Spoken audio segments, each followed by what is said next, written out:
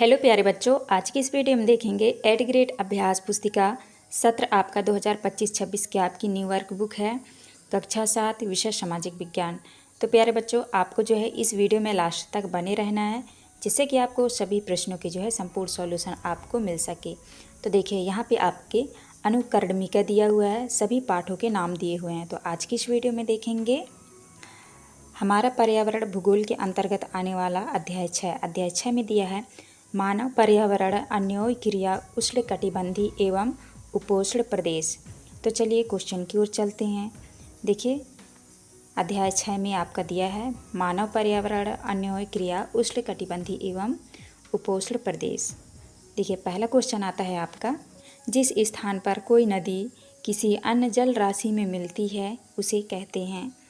तो देखिए, option number पहले में दिया है तटबंध, दूसरे में है विसर्प, तीसरे में है मुहाना और चौथे में है डेल्टा। तो अन्य जल राशि में मिलती है उसे क्या कहते हैं? तो आपको उत्तर लगा देना है सी नंबर मुहाना। इसके बाद नेक्स्ट आता है आपका क्वेश्चन नंबर दूसरा। क्वेश्चन नंबर दूसरा में है, देखिए क्वेश्चन नंबर दूसरा में है गंगा के मैदान में बसा शहर है। ऑप्शन नंबर पहले में है जबलपुर, वाराणसी, जयपुर या चंडीगढ़। तो आपका राइट आंसर हो जाएगा बी नंबर वाराणसी। तो आप इस तरह से कर लीजिएगा। इसके बाद नेक्स्ट आता है आपका क्वेश्चन नंबर 3। देखिए, क्वेश्चन नंबर 3 में है खड़ी ढलानों पर समतल सतहों में वेदिकाओं का निर्माण किया जाता है। देखिए, ऑप्शन नंबर पहले में है सिंचाई करने के लिए, दूसरे में है उद्योग लगाने के लिए, घर बनाने के लिए या फिर कृषि करने के लिए। तो आपका राइट आंसर हो जाएगा डी नंबर कृषि करने के लिए। तो आप इस तरह से यहाँ पे लिख लीजिएगा। इसके बाद नेक्स्ट आता है आपका क्वेश्चन नंबर 4। क्वेश्चन नंबर 4 में है जनसंख्या घनत्व से आशय है। देखिए, पहले ऑप्शन में दिया है एक विशेष क्षेत्र में बसे हुए लोग, 1 वर्ग किलोमीटर क्षेत्र में बसे लोग, या फिर अधिक जनसंख्या वाले क्षेत्र या शहरी क्षेत्र में बसे हुए लोग। तो आपका राइट आंसर हो जाएगा बी नंबर 1 वर्ग किलोमीटर क्षेत्र में बसे हुए लोग। तो आप इस तरह से यहाँ पे लिख लीजिएगा। इसके बाद नेक्स्ट आता है आपका क्वेश्चन नंबर 5। भारत के पूर्व में स्थित सुंदरवन का डेल्टा किस नदी के मुहाने पर बना है? देखिए, पहले ऑप्शन में दिया है गंगा ब्रह्मपुत्र, दूसरे में यमुना, गोदावरी या फिर कावेरी। तो आपको आंसर में लगा देना है ए नंबर, आपका राइट आंसर हो जाएगा गंगा ब्रह्मपुत्र। तो आप इस तरह से आंसर कर लेंगे। इसके बाद देखिए, नेक्स्ट आता है आपका रिक्त स्थान वाला क्वेश्चन। यहाँ पे आपके रिक्त स्थान वाले क्वेश्चन स्टार्ट हो जाते हैं। क्वेश्चन नंबर देखिए, पहले में है वर्षा वन में डैश डैश की प्रचुरता होती है। तो यहाँ पे आपको भरना है प्राणी जात। इसके बाद दूसरे में है अमेजन बेसिन डैश डैश के आसपास फैला है। तो किसके आसपास फैला है? तो आपको उत्तर में करना है भूमध्य रेखा के आसपास फैला है।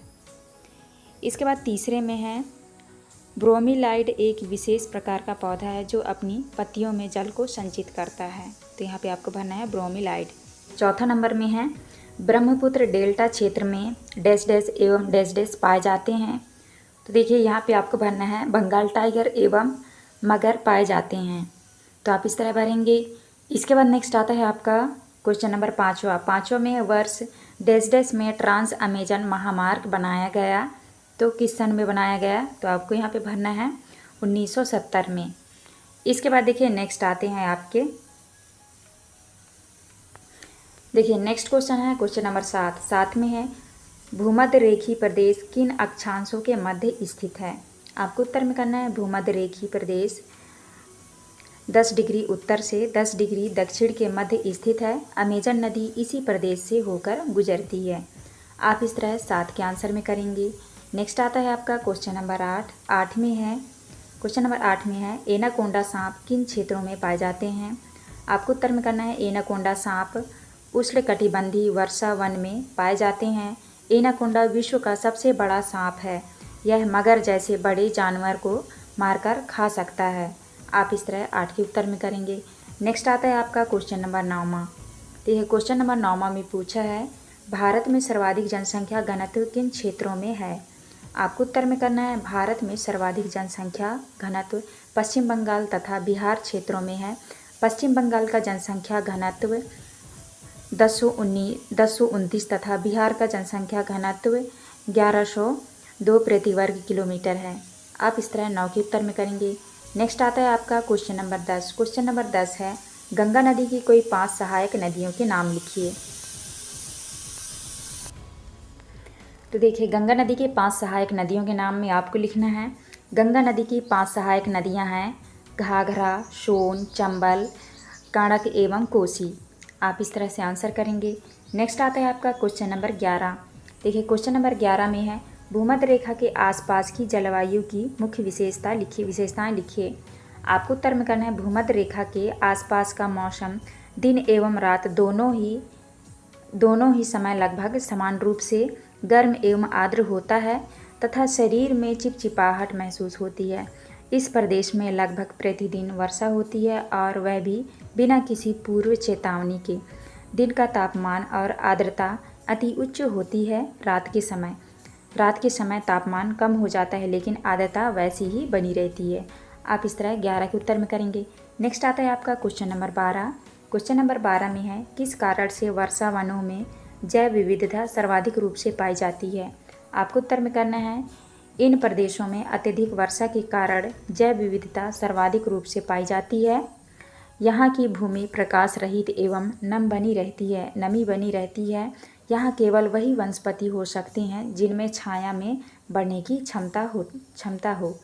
आप इस तरह 12 के उत्तर में करेंगे। नेक्स्ट आता है आपका क्वेश्चन नंबर 13। क्वेश्चन नंबर 13 में भारत के किन किन क्षेत्रों में नदी जलमार्ग विकसित किए गए हैं। आपको उत्तर में करना है, भारत के कोलकाता, इलाहाबाद, कानपुर, वाराणसी, लखनऊ एवं पटना क्षेत्रों में नदी जलमार्ग विकसित किए गए हैं। देखिए, इसके बाद नेक्स्ट आता है आपका क्वेश्चन नंबर 14। क्वेश्चन नंबर 14 में है, कर्तन एवं दहन कृषि पद्धति में भूमि कुछ समय बाद क्यों बदल दी जाती है। आपको उत्तर में करना है, कर्तन एवं दहन जैसी पद्धति में भूमि कुछ समय बाद इसलिए बदल दी जाती है क्योंकि जमीन के टुकड़े का बार बार प्रयोग से मिट्टी में पोषक तत्वों का अभाव हो जाता है, इसीलिए इस टुकड़े को छोड़ दिया जाता है। इसके बाद फसल उगाने के लिए किसी दूसरे स्थान को साफ किया जाता है। आप इस तरह 14 के आंसर में करेंगे। नेक्स्ट आता है आपका क्वेश्चन नंबर 15। देखिए, क्वेश्चन नंबर 15 में है, अमेज़न बेसिन की मुख्य विशेषताएं क्या है। तो आपको उत्तर में करना है, अमेज़न बेसिन की मुख्य विशेषताएं निम्न हैं। देखिए, पहला विशेषता है, अमेज़न बेसिन उष्णकटिबंधीय प्रदेश कर्क रेखा और मकर रेखा के मध्य स्थित है। दूसरा पॉइंट है, अमेज़न नदी अमेज़न बेसिन से होकर गुजरती है। इसके बाद है आपका थर्ड पॉइंट में है, अमेज़न बेसिन की जलवायु पूरे वर्ष गर्म एवं नमी बनाई रहती है। तो आप इस तरह से करेंगे। इसके बाद देखिए, नेक्स्ट आता है आपका क्वेश्चन नंबर 16। क्वेश्चन नंबर 16 में है, परिवहन विकास से अमेज़न बेसिन के निवासियों के जीवन पर क्या प्रभाव पड़ा है। आपको उत्तर में करना है, परिवहन विकास की गतिविधियों के कारण अमेज़न निवासियों को मूल आबादी वाले क्षेत्र से बाहर निकालकर नए क्षेत्र में बसना पड़ा, जहां वे अपने पौराणिक तरीके से खेती करते रहें। इसके बाद नेक्स्ट आता है आपका क्वेश्चन नंबर 17 में है, गंगा ब्रह्मपुत्र के मैदानों में किस प्रकार की वनस्पतियां पाई जाती हैं। आपको उत्तर में करना है, गंगा ब्रह्मपुत्र के मैदान में सागवान, शाखू एवं पीपल के साथ उष्णकटिबंधीय पर्णपाती वनस्पति पाई जाती है। आप इस तरह 17 के आंसर में करेंगे। नेक्स्ट आता है आपका क्वेश्चन नंबर 18। देखिए, क्वेश्चन नंबर 18 में पूछा है, वर्षा वन क्षेत्र के निवासियों की जीवन शैली के बारे में वर्णन कीजिए। उत्तर में करना है, वर्षा वन के लोग छोटे से क्षेत्र में वन के कुछ वृक्षों को काटकर अपने भोजन के लिए फसल उगाते हैं। यहाँ के पुरुष शिकार करते हैं तथा नदी में मछली पकड़ते हैं, जबकि महिलाएं फसलों का ध्यान रखती हैं। इनका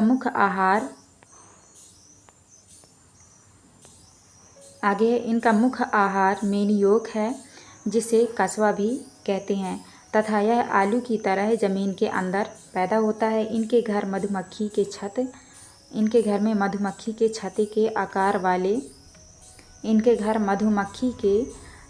के आकार वाले छप्पर के होते हैं। कुछ लोग मलौका कहे जाने वाले घरों में रहते हैं।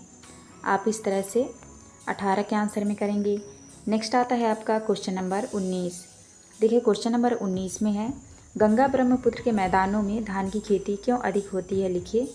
आपको उत्तर में करना है, देखिए आपको 19 के उत्तर में करना है, गंगा ब्रह्मपुत्र के मैदानों में धान की खेती इसलिए अधिक होती है क्योंकि यहाँ फसल उगाने के लिए समतल भूमि उपलब्ध है, पर्याप्त जल एवं अधिक वर्षा होती है।